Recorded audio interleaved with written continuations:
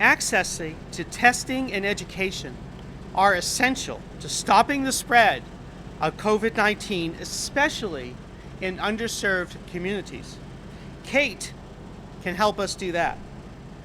CATE stands for Community Accessible Testing and Education, CATE. And it is the result of a partnership with the Latino Connection, the Pennsylvania Department of Health, Highmark Blue Shield, and Independence Blue Cross. We share a unified purpose of building healthy communities through access to care and education. When someone visits the CATE mobile unit, they will receive a COVID-19 test, as well as education about how to stop the spread of this contagious disease. The lab test will be processed actually in our state lab in Exton, Pennsylvania, for a quick turnaround of 24 at the most 48 hours. We know that across the country, minority and underserved communities have been hit the hardest by COVID-19 because of problems that existed actually long before the pandemic came to our shores. It is the social determinants of health and health equity issues that lead to poor health outcomes in these communities. And these have been exacerbated during the global pandemic of COVID-19. This partnership is a step in the right direction to breaking down those barriers to our vision at the Pennsylvania Department of Health of a healthy Pennsylvania for all. It is also furthering the Wolf administration's commitment to creating pathways to health equity for anyone living in Pennsylvania. Throughout the pandemic, the COVID-19 Response Task Force for Health Disparity, led by Lieutenant Governor Fernandez, has been instrumental in identifying needs within communities and helping us meet those needs. In fact, it is because of this task force that we have been able to build such strong relationships with organizations like the Latino Connection. The Lieutenant Governor's Task Force and our own Department of Health Equity Task Force both find solutions to issues related to COVID-19, including providing testing to underserved communities. As I have said before, with this novel coronavirus, COVID-19, no one is immune. Bringing testing to communities that otherwise would not receive it is a way that we continue the fight against this dangerous virus. So, if you can't make it to a CATE tour stop and need to be tested for COVID-19, there is an interactive map of testing locations on our website at health.pa.gov. And as always, if you have any questions about your health, please contact your healthcare provider. Getting a test is a very important way to stop the spread of this virus. You are also stopping the spread when you wear a mask. You are stopping the spread when you avoid large public gatherings. And you are stopping the spread when you use hand sanitizer and wash your hands frequently.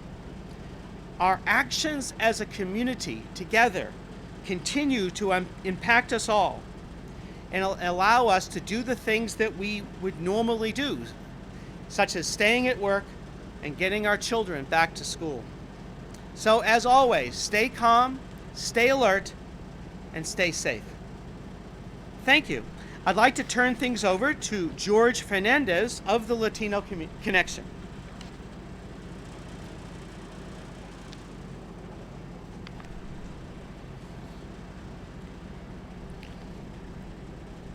Thank you, Dr. Levine.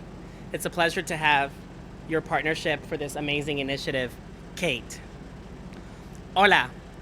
Words cannot fully express how grateful and excited I am to be here today, representing Latino Connection and the unveiling of Pennsylvania's first ever COVID-19 mobile response unit. The unfortunate reality we face today is that the suffering of our most vulnerable and underserved communities has risen to a whole new level due to COVID-19. For those who already had an uphill battle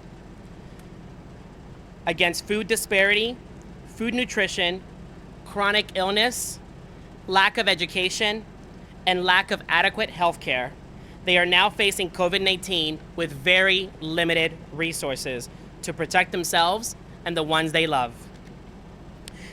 There are substantial and extensive facts that back up the claim that non-white populations have died from COVID-19 at disproportionately higher rates than white populations in nearly every state in the U.S.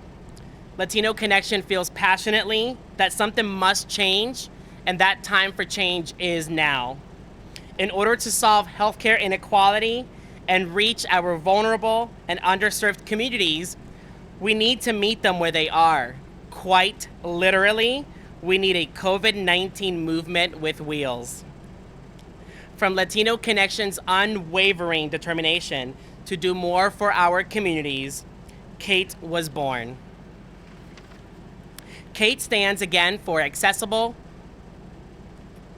community accessible testing and education, and is a mobile unit equipped to travel across the Commonwealth, providing COVID-19 testing and resources to everyone, regardless of income or health insurance. The unit has more than already 30 stops on the calendar in the coming weeks, focusing on counties with the highest underserved populations. Just yesterday, Kate made her first official stop in Littlestown, Pennsylvania, visiting the local Y, and will continue on to York, Shrewsbury, and Lancaster this week. And this is just the beginning. I urge everyone to take advantage of this incredible community resource. We can all benefit from COVID-19 education so we can protect ourselves and the ones that we love. Through Kate, it is our goal to share facts to erase fear. More information about Kate and a list of upcoming stops can be found online at katemobileunit.com. I wish to express my deepest gratitude to Secretary Levine, the Department of Health, our friends at Highmark Blue Shield, and our new friends at the Independence Blue Cross Foundation for sharing in my vision for sharing and bringing healthcare equality to low-income, vulnerable communities. Dr. Levine, to stand with you today gives me great pride, far beyond our initiatives to combat COVID-19. From the moment you stepped into the role of Secretary of Health, you have navigated immense challenges and scrutiny with courage and grace. I know that your days start early and they end very late. You are faced with a constant stream of hard decisions, and that everything you do is truly for the health and safety of all Pennsylvanians. On behalf of Latino Connection, the Latino and the LGBTQ community, I wish to thank you for doing all that you do and for being who you are. Thank you very much. At this time, I'd like to introduce our nurse partner, Miss Maria, from the Federally Qualified Health Centers, one of my favorite Welsh Family Health Centers.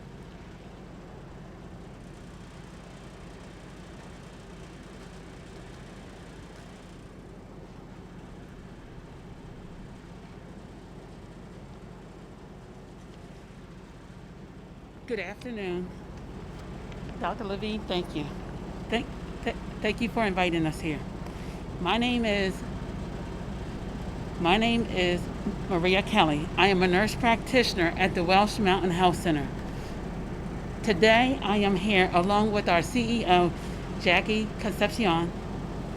I'm here to discuss the process of COVID-19 test administration and processing of results through the Kate initiative. At the Kate stops, where Welsh Mountain is the test provider, our site manager and our office manager coordinate staff to manage the event. 2 bilingual medical assistants will be assigned to help on site to accommodate our non-English speaking community members. Our social workers will also be on site to help with registration, drive-up testing, and curbside walk-up testing. Staff will remain vigilant and ensure that social distancing is maintained at all times throughout the event. Nasal swabs will be obtained from all who wish to be tested and then delivered by courier to the Pennsylvania Department of Health. Results are typically returned within 24 to 48 hours to Welsh Mountain, where we then organize the results and notify those tested of both positive or negative results. A log is kept of all the tests performed, the test results, and the date of notification. Those who can be tested include anyone with symptoms, known exposure to COVID-19, anyone attending university or colleges, a job-related testing request, or even travel requests. No prescription is needed. You will be tested regardless of having health insurance. A form of identification is required to place on the registration forms. In addition to testing, Kate will also provide demonstrations for things such as mask wearing, hand washing, educational materials, and free COVID-19 supplies such as masks, hand sanitizers, and other resources to inform the community and to protect them from the spread of the virus. I would like to express my deepest thanks to all of the organizations who have partnered to make Kate Mobile Testing Unit possible. You are helping Pennsylvania reach its goal of providing COVID-19 testing and education to those in vulnerable communities. I strongly urge anyone who is showing COVID-19 symptoms or has a known exposure to be tested. And one of the most accessible ways to do this is to visit a Kate tour stop. A list of upcoming events can be found at the website www.catemobileunit.com. Thank you. I would like to now introduce Kathy Mckenzie, Vice President of the Community Affairs at Highmark Blue Shield.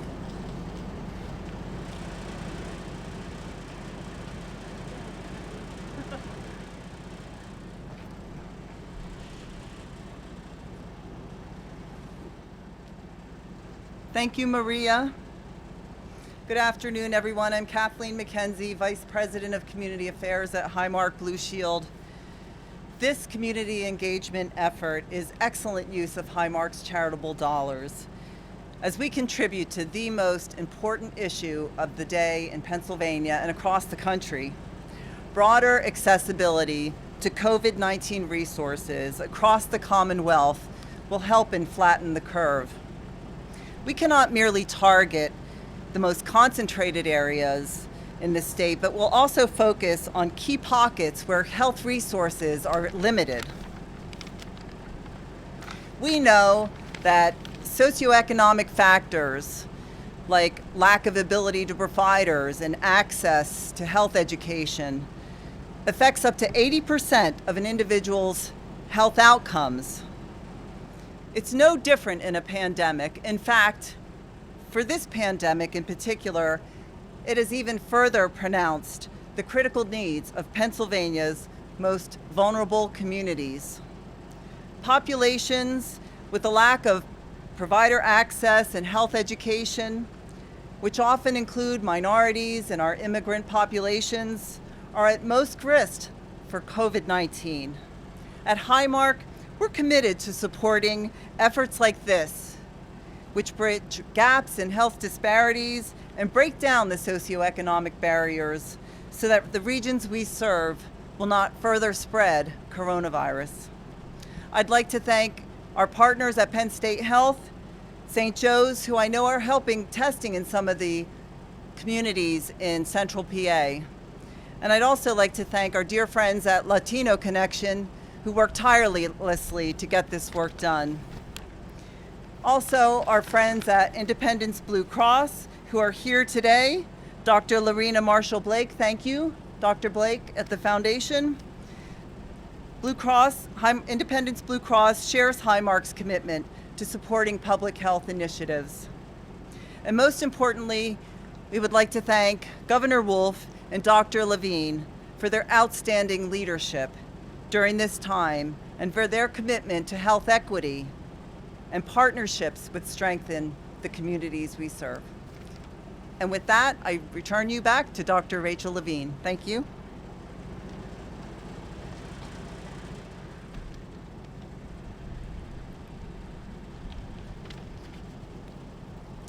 Well, thank you very much, and we're available for questions.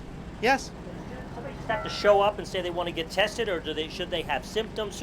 Who should be using this? Well, I believe that she had talked about that really anyone who has symptoms or an exposure to COVID-19 or also needs it for work-related or other types of purposes can get tested. In terms of just showing up, do you need an appointment? No, you just show up. You just come to one of the testing sites, and they'll make sure that everyone is social distance outside waiting to come in.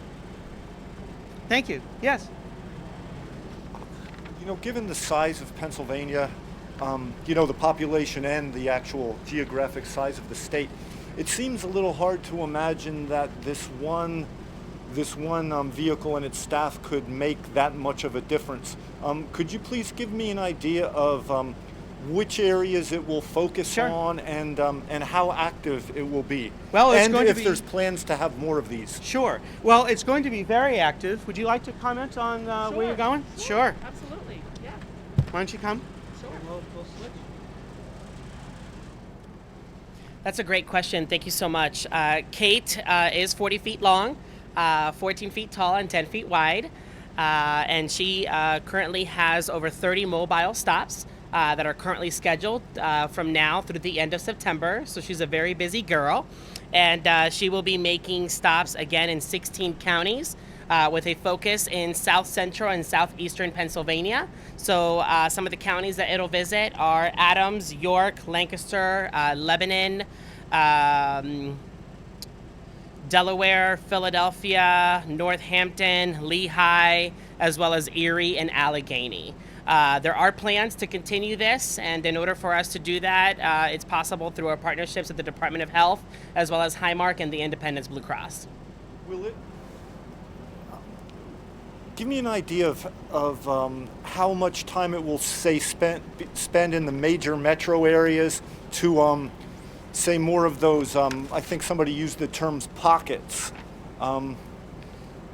So each stop is already pre-scheduled. It's either pre-scheduled at a local church facility, at a local YMCA organization, or at a local community center. It is currently scheduled to be in Philadelphia and its surrounding counties for roughly about 2 weeks in the month of September. And after those 2 weeks of being in the city of Philadelphia and its surrounding counties, we plan to visit the other counties across the state of Pennsylvania. I encourage you to visit the website to check out the list of stops. It's katemobileunit.com. And we expect to reach a minimum of roughly about 6,500 people, close to 10,000 people around educational resources. They will be receiving a branded mask just like this one today. These masks were graciously donated by our friends at Highmark. Thank you, Kathy. Along with additional resources, mini bottles of hand sanitizer, water bottles, and COVID-19 literature. And will you just address like the cost, like any cost that there is to anybody who comes for a test or whatever? So there is no cost to attend and to get tested on Kate. If you do have health insurance, the provider is available to also bill the insurance company, but there is no cost to be tested. Yes. Waiting for it. I was going to ask, when did the need for this? When did you guys identify that there was a need for this unit? And roughly how many people do you anticipate every day that this is out will walk through the doors, so to speak? That's a great question. Thank you so much for asking. So we identified the need. We reached out to our friends at the Department of Health truly at the peak of COVID-19. The need was identified sometime in early May. And from May up until today, up until mid-July, we've been working diligently with the Department of Health and its executives and other partners at the state level to make this happen. And we came to an agreement sometime in July. So in less than 3 weeks, 3 to 4 weeks, we were able to get this basically on the road. Again, our first stop was yesterday in Littlestown, Pennsylvania.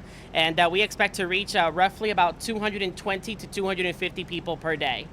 Will staff Per stop. Will the staff be the same traveling on this? It will not. So they also have lives and kids to take care of, unfortunately. No, I'm kidding. No, but it's not the same staff. The staff that you see here today, many of them are certified community health workers and have been doing mobile units type of outreach for over 3 years. Our team at Latino Connection and community partners have roughly about 30 team members that will be taking turns in being what we call event leads, along with community health workers who will be out on the road accompanying Kate. My last question, what seems to be the greatest barrier in helping those communities when you find that they have COVID-19, when members of those communities have COVID-19? What is the greatest barrier? Is it a lack of education, a lack of resources?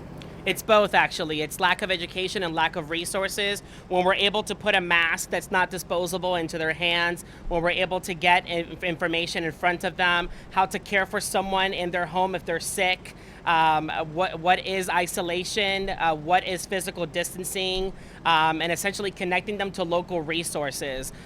Kate will be partnering with local providers, local FQHCs, and local major hospital systems, such as Welsh and such as Penn State St. Joe's. And it's really finding them a medical home that they can go to should they have any other needs that arise around COVID-19.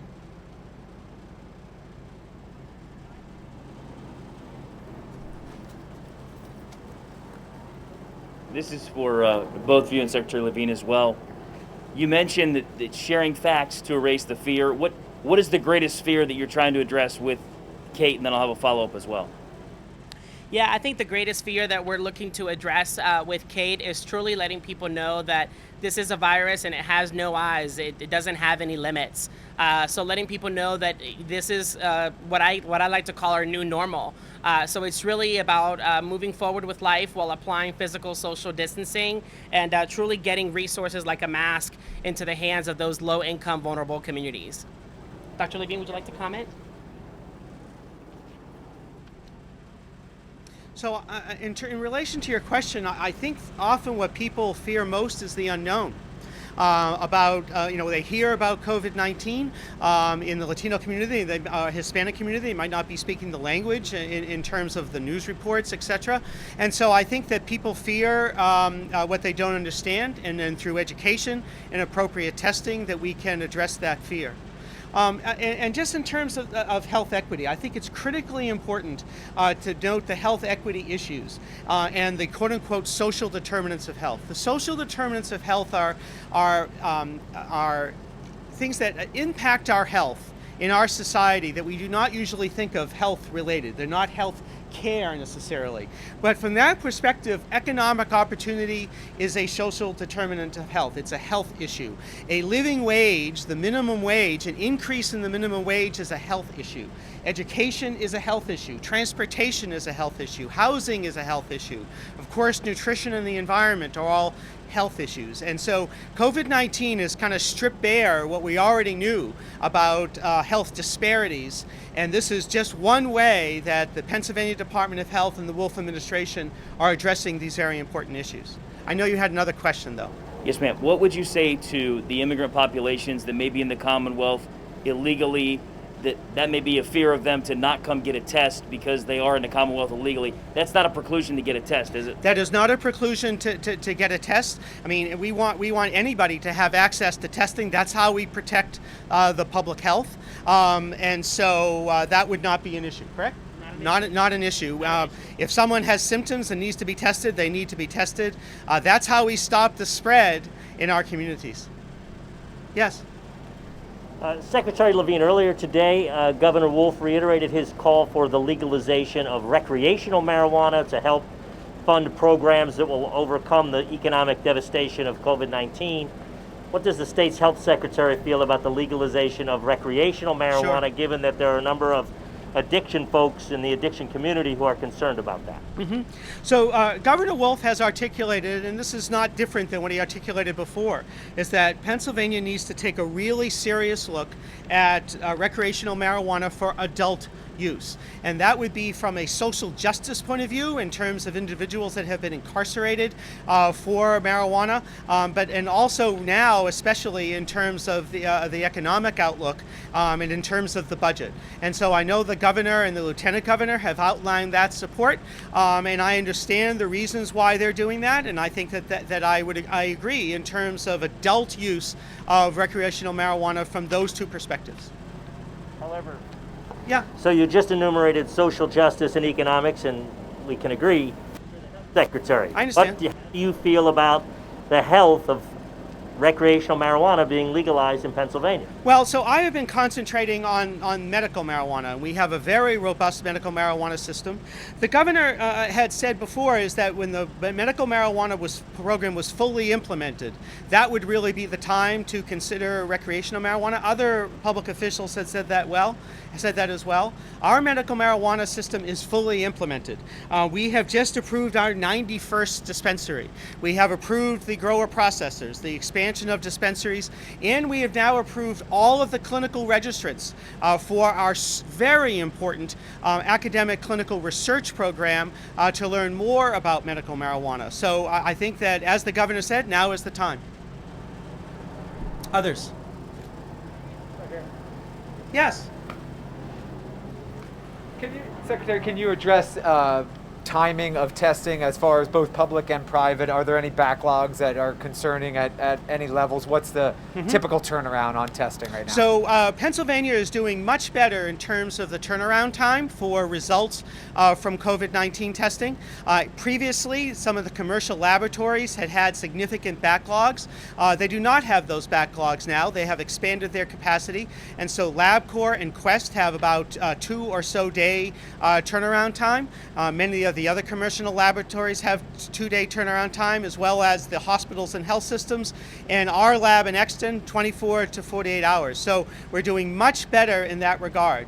Where there are still challenges, as I've mentioned before, are in getting the reagents, the chemicals, particularly for those hospital and health system laboratories for a number of their platforms.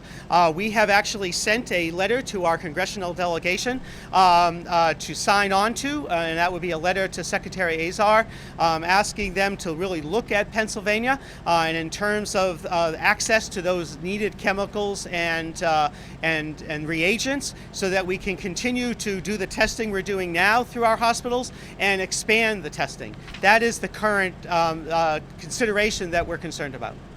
And then following up on that, where is Pennsylvania in the process of approving a rapid test?